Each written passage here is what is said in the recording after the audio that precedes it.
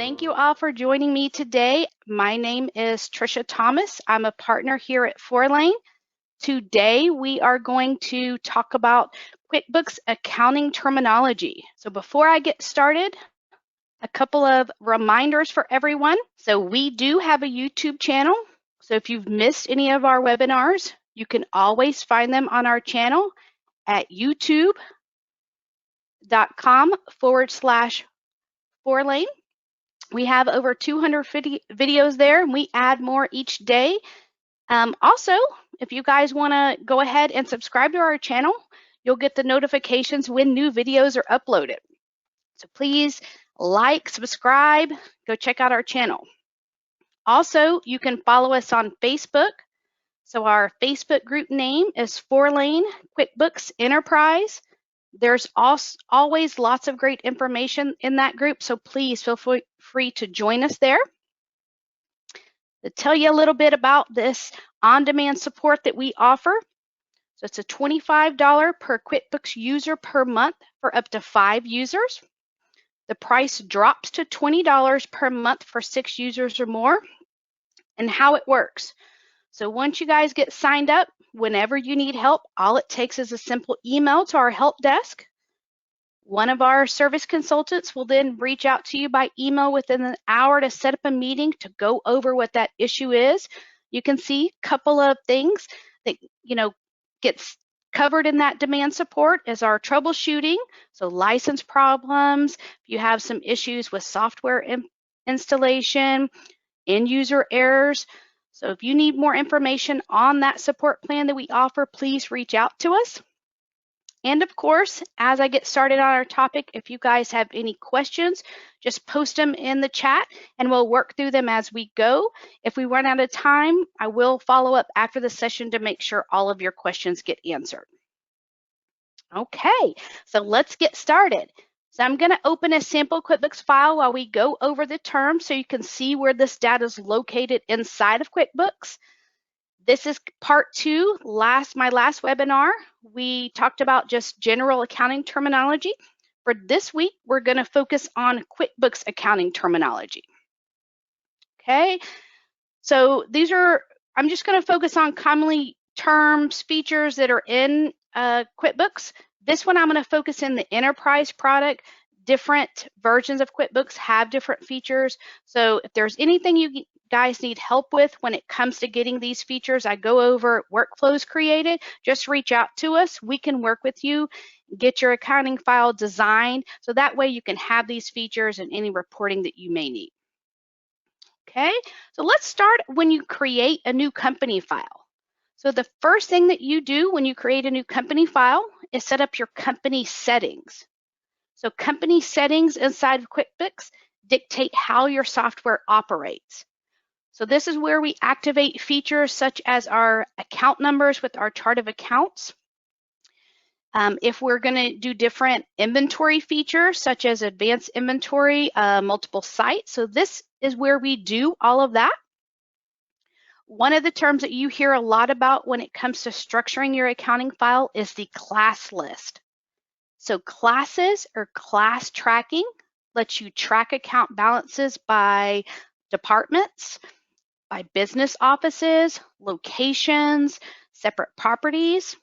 So this feature allows you to track segments of your business that you want to keep a close eye on and be able to report how those pieces of your business are doing. Another QuickBooks term that, in my opinion, heading up the recurring department is not talked about enough, but needs to be part of your processes is the closing date. So the closing date is a date and password that can be set in QuickBooks that closes a period from further transactions. So you think about when your team gets all your invoices in the system, gets all of our accounts payable, bills, our financials are good. We want to make sure no one touches those and can make changes. So by setting this closing date and password, anyone without this password is prevented from posting transactions prior to that set closing date. Okay, now to set up your company settings, you need to be the admin user. So coming on down to our users. So admin refers to a QuickBooks user with all rights and permissions. They can remove and add other users. And then a user inside of QuickBooks is anyone else that's using that QuickBooks file. So they can be assigned different roles, which means the roles outline the permissions they have to perform various tasks within the software. So these are very important. A key thing that we love in the enterprise is being able to customize these roles so that when you give your users their different roles, this is where you're telling them what they can and can't do in different sections of the file. Okay, so looking at our chart of accounts, during my last webinar, we talked about there's two main account types inside of QuickBooks. That's our balance sheet accounts and our profit and loss accounts. So our balance sheet accounts include the business assets, such as bank accounts, fixed assets, such as our equipment.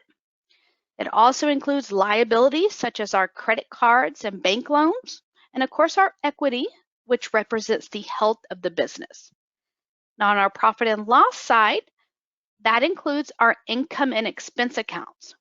So our income accounts track the source of your company's income, while expense accounts track what your company is spending. Okay.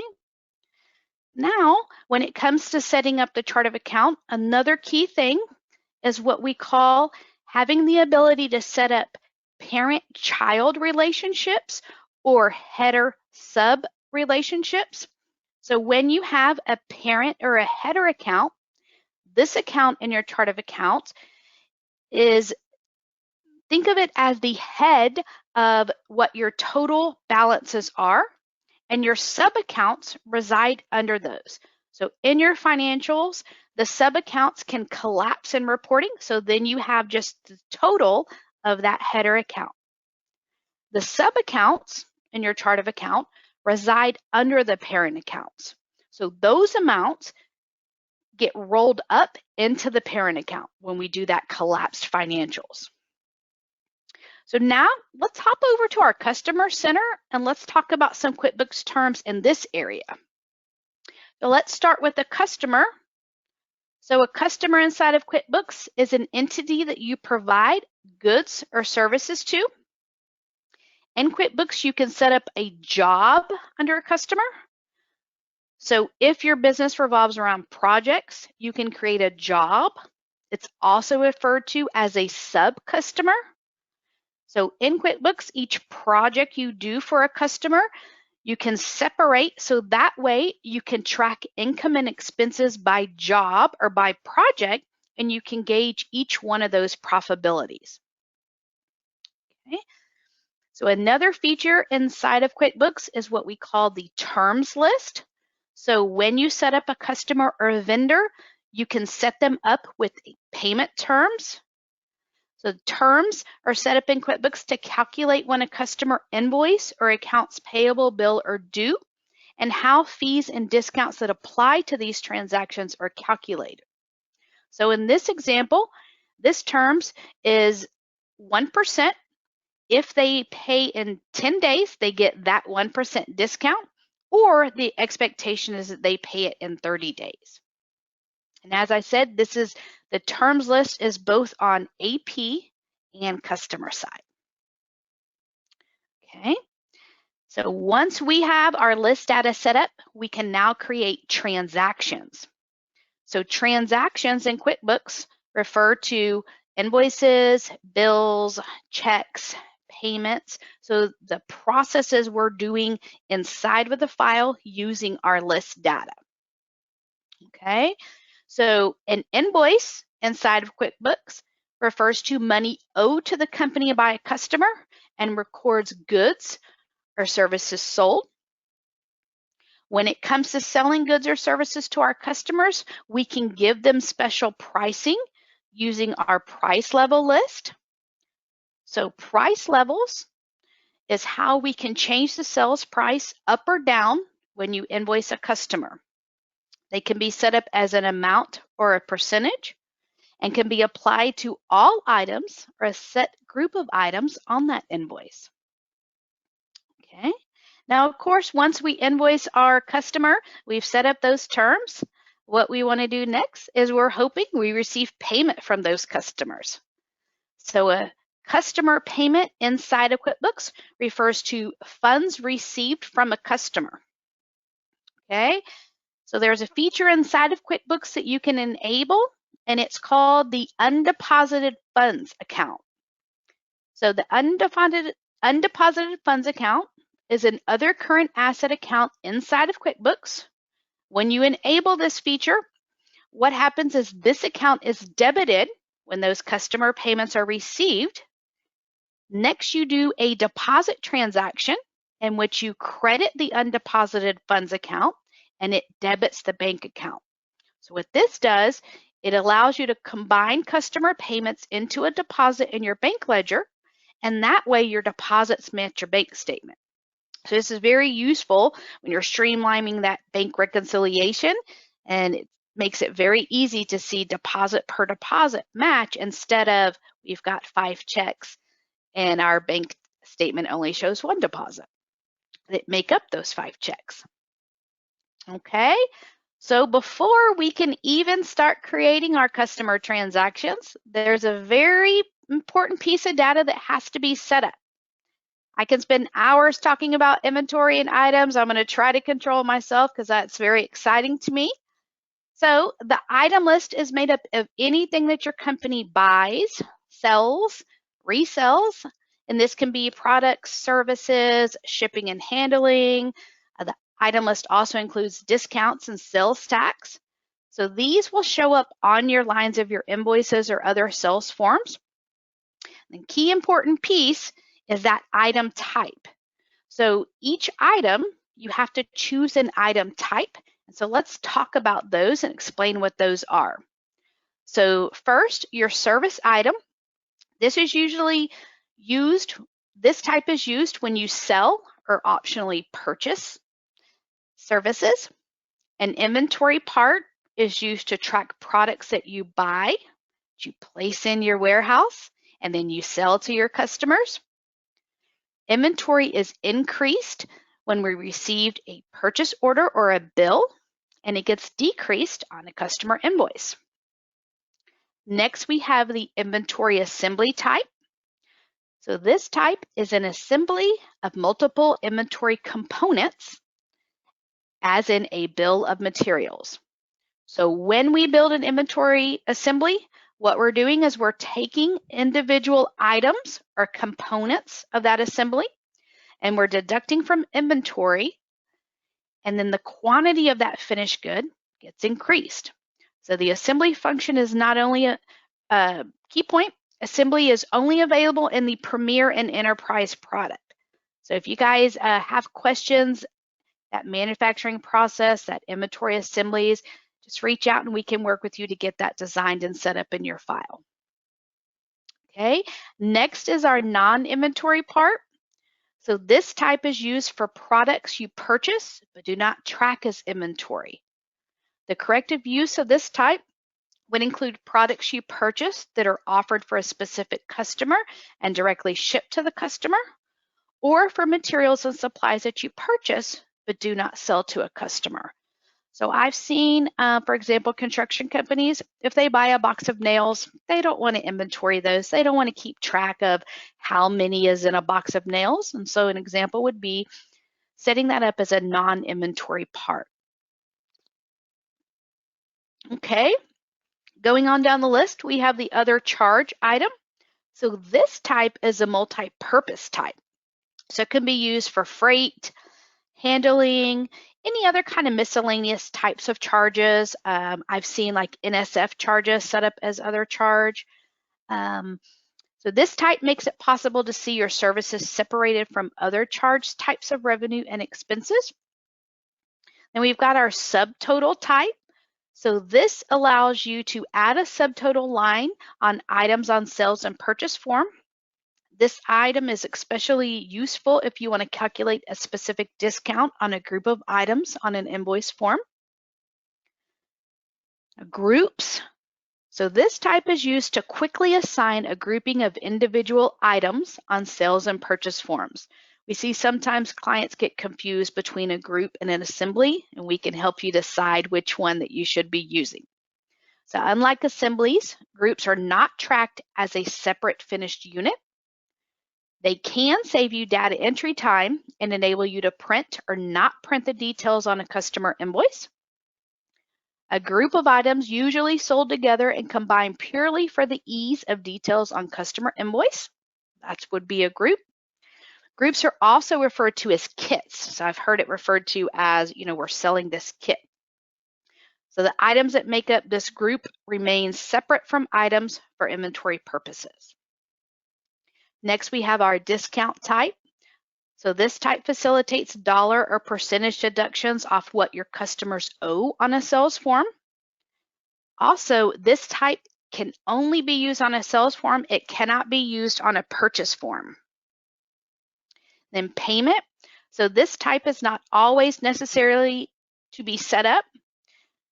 You create this item type if you record the payment directly on an invoice as a line item, such as is done with daily sales summary forms.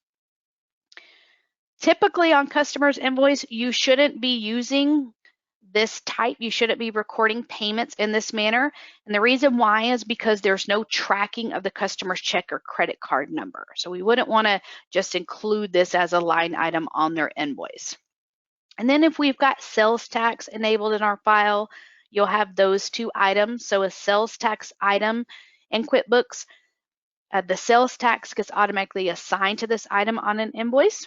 In some states or industries where there are multiple sales tax rate for a given sale, you can add this as a line item on your invoice.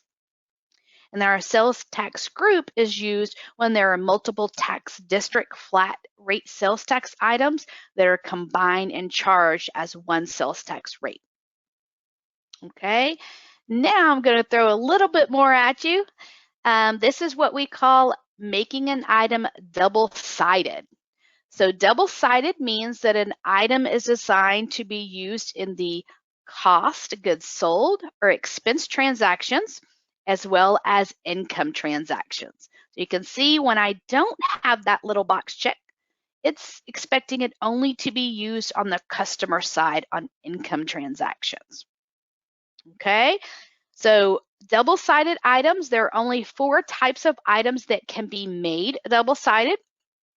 So our inventory parts, they're double-sided by default because every time we use those, we affect an income account, an expense account, and our inventory asset. If you turn this feature on to make a non-inventory item double-sided, what this means is that the item is used in purchases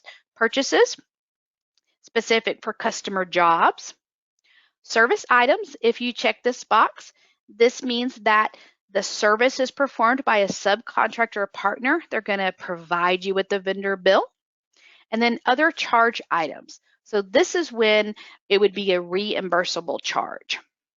Okay, so a little bit more on our inventory items setup. You also have the option of turning on units of measure. And so what units of measure is this allows you to show quantities, prices, rates, and costs for an item. And you can assign, there's 2 options when it comes to unit of measure. Single unit of measure, meaning I purchase by the each, I sell by the each, or what we call multiple units of measure. This means I purchase in 1 unit of measure, for example, a case, and I sell it in a different unit of measure, for example, each. Okay, and then kind of my last thing on my inventory side, a term that we hear a lot about is our inventory sites and bins. So in the advanced inventory options, you can turn on this feature. And what sites and bins allow you to do is track inventory in different warehouses. It can be in trucks, different areas of the warehouses. We've seen it at consignment locations or even outside manufacturers. Okay, so we've kind of talked about some QuickBooks terms when it comes to our customer side, our item side. So let's hop over to our vendor side, look at some terms over there. So a vendor inside of QuickBooks is an entity that you purchase goods or services from. They can also be used to add someone who you write checks to for expenses. Okay, so I want to show you guys a really cool feature that I love inside of QuickBooks, and this is called custom fields. So custom fields inside of QuickBooks can be done at customer, vendor, or item records, and it's used to record information that QuickBooks does not provide by default and can be tracked in reporting. It can also be used not only in the list data, but it can be in transactions, and it can also, my favorite, is you can require it. So if you've got a piece of your business that's specific to, unique to your business, you can use custom fields to be able to track that information and report on it. Okay, so on our vendor side, there's different types of transaction. So we have a vendor bill. A bill refers to money owed to a vendor and records goods and services purchased. We've got a vendor credit. So this is money owed to the company from a vendor.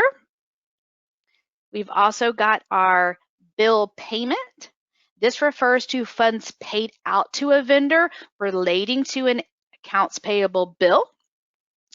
And then last, what we talked about is when we talked about setting up those vendors so we can write checks to them, is writing checks.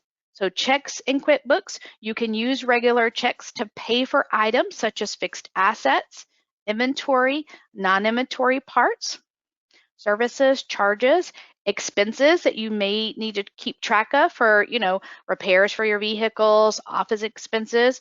You want to just do it, check. I've seen it where someone purchases office supplies for the company and they use their own debit card and they turn in that receipt. There's no sense in setting it up as an AP bill. We can write them a check for that expense to reimburse them. Okay. And then one of the things that we kind of talk about when we set up those items and we talk about our inventory piece, our purchasing, is setting up what we call a item receipt. And so what an item receipt inside of QuickBooks is when a company receives shipment of inventory, it might not include the invoice at the time, but it's rather a bill of lading, which details the items shipped and what the cost is. Okay, so this allows items to be received into the inventory prior to receiving the bill. And then at some point, the item receipt can be converted into the bill. Okay, so one of the key things that in QuickBooks that they have is what we call non-posting transactions. These are sales orders, estimates, and purchase orders. And what a non-posting transaction in QuickBooks is transactions that do not affect the balance sheet or income statement, but rather act as placeholders for future transactions. Okay, so I've got a few more minutes. I want to kind of go over a few more features. So one of the things we talked about was that undeposited fund and how that would streamline our bank reconciliation process. Well, there's a feature inside of QuickBooks called bank feeds. So what bank feeds is the online banking feature in QuickBooks Desktop that allows you to connect to your financial institution so you can download those transactions. And that way, your bank account and your QuickBooks file, your balances match. So that way you can really streamline, that cash flow piece of it. Okay, so another term that you've heard is automation. So setting up QuickBooks so that certain tasks can be automated, such as the bank feed features, recurring transactions. We can even automate reporting and get that emailed out. So another thing is backing up your company file. So we, again, talk to clients about this, that this needs to be something that is part of your month-end close. So what it means in QuickBooks is that your data should be occasionally backed up. And what this means is it creates a file that can be restored or sent to others for future restoration. It also allows you to verify your data and alert you to any data errors. Okay, so live file, so that's something that you hear. And what this means is this is the active database that you're working in. So sometimes you'll hear us say we're working in the backup copy or we're working in a client's live file. Okay. Intuit Applications.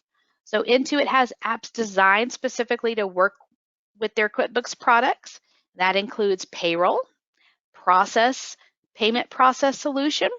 We can work with you to help you figure out if these would, be something that you need. So a payroll service is a company that provides payroll processing.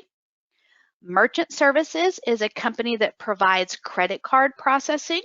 So you can see here, I've got my payroll set up here.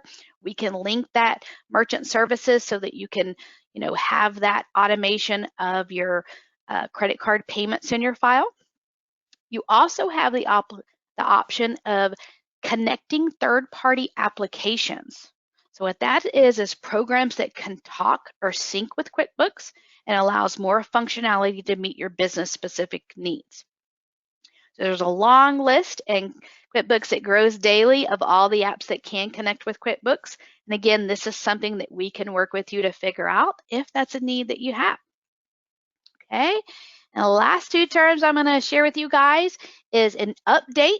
So you'll see this pop up sometimes when you open your QuickBooks file and it says, hey, there's an update available. So QuickBooks periodically sends out updates. What these are is addressing bugs, improving functionality inside the file. These are always free to do. So of course, we always recommend when you see it say, hey, we've got an update for you, that you go ahead and allow the system to update. And then the last term is upgrade. So what this means is that we're moving from one version of QuickBooks to a newer, a more robust version. Now, upgrades actually do cost money. And so we always say before we change products, work with us. Let's go over what the needs are, what the reporting, what the features are, and that way we can make sure that you are in the correct product that works the best for you.